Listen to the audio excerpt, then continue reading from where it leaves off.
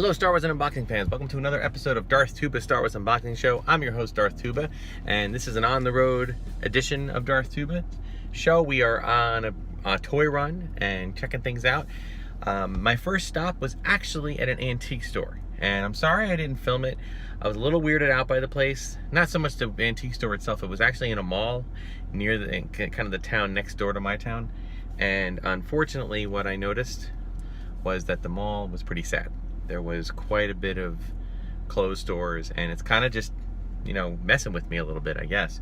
I hate seeing places close down. I hate businesses that are just go under, and when you see a mall and it's filled with empty stores, it's kind of scary. But there were stores still in there, and they seemed to have decent product and were running good businesses. And this antique store was essentially imagine one of these anchor stores that maybe used to be for those people who have a Bon-Ton or a Kohl's or a Macy's or a JCPenney that was empty, but filled with a bunch of different people's different antiques. And that was pretty cool. There was all sorts of different antiques. I love antiquing. I love checking out the different things, but I fell into, in this antique store, one area, a couple of booths. When I say booths, I mean they were the size of small rooms that was completely devoted to Star Wars, completely floor to ceiling, anything vintage, new, unbelievable. So that's a great place to go looking for stuff. That's a great place to go looking for some things that maybe you want to try to, fill your collection with that, is a little bit cheaper than maybe trying to buy stuff on eBay, but just really good. So I am probably gonna come here again. I might even try to do some filming if I don't get so weirded out. So I did want to just kind of point out some things I picked up. By the way, you're gonna see price tags on these. These price tags are all 50% off what you're reading. So we have this, which is Ashla and Jempa. Honestly, losing my thing there. Sorry. I'm honestly not 100% sure if I even have this, but for what ended up being $3.50, because it was half that, I was like, you know what? I'll be willing to do it. If I do have it, I'll send it out as a giveaway. All right, so there we go. Some what I thought was a harder to find. I think there were two, and I think this one was a little bit harder to find. All right, I think the other one, or maybe it was Yoda and Chan. I'm not sure. I'll have to look. But there we go. We have those. We also have another one of these. I don't believe this was on my original unboxing, which is Return of the Jedi. I think these were Target exclusives, or at least I found them in Target originally, and it says $35, but it was half that, which is basically the price it was in the place. Oh, I keep losing my thing there. Stop doing that. Okay, so that Boba Fett one was pretty cool. I don't think I released it. If I did, again, I'll either sell it again, or maybe I'll do another giveaway. Okay, the last thing that I found was actually something that I think is a little more of a custom. I think someone did a custom Boba Fett minifig, or maybe they just found the Boba Fett minifig, but look what they did. They put it on a neat little droid card, and this is basically just a baseball card box for storing baseball cards or non-sports cards, whatever.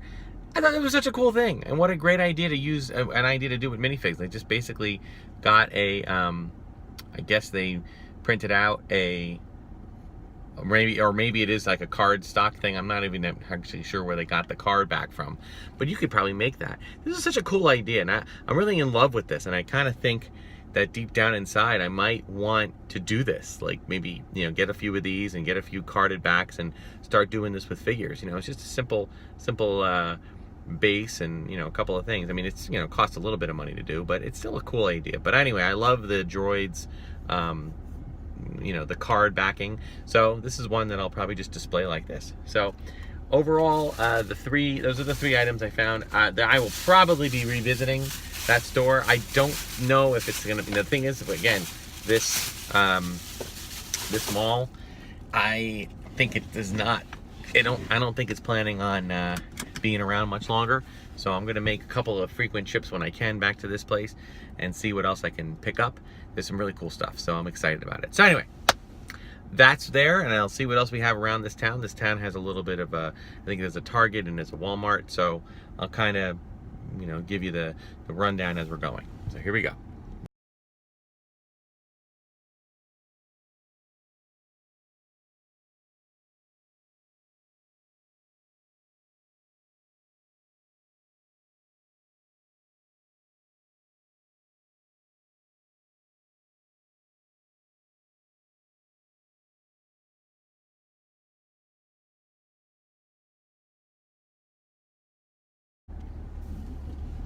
All right, so out of Target, we actually had a pretty good run at this point too.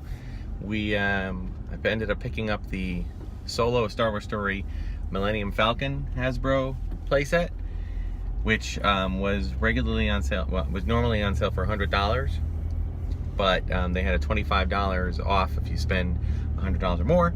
So that ended up being $75. And then in addition to that, there was the Target, I think it's like an 8-pack of Troopers from Solo: A Star Wars Story, which is an exclusive. And that one included a bunch of Stormtroopers along with Han dressed as a mud trooper and another mud trooper, which so far have not been released. So overall, that was a pretty successful haul. If I hadn't already done so, I'll insert the pictures so you can see them. Okay, we're into one more spot before we call it a day.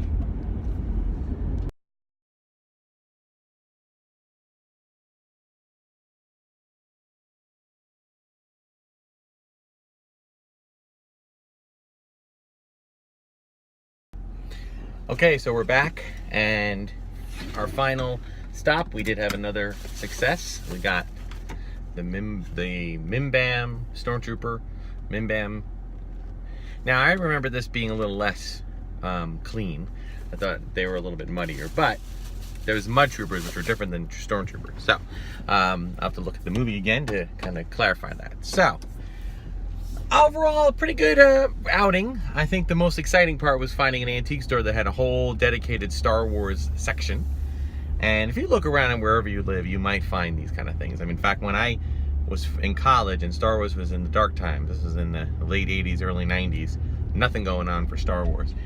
There was, in fact, an antique store in my town, and there was a woman there that just loved Star Wars and collected and bought and sold it.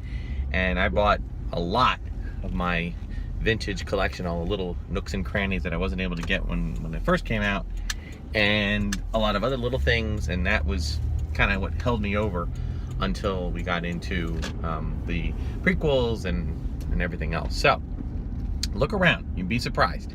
And now that Star Wars is so much ingrained and there's so much out there, that now we're getting to a point now where I think we're going to start seeing people start to unload their collections, or unload parts of their collections. So check out all of the areas nearby, all of the, any kind of large group antique dealers. Great thing to do. So that'll do it for this episode of Darth Tuba Star Wars Unboxing Show. Check out all my videos on YouTube. Like, subscribe, share, hit the notification button to get more videos. Also, check me out on Instagram and Twitter at Darth Tuba Star Wars Unboxing page on Facebook. There will be more unboxing soon, including some of this stuff. So until then, may the Force be with you.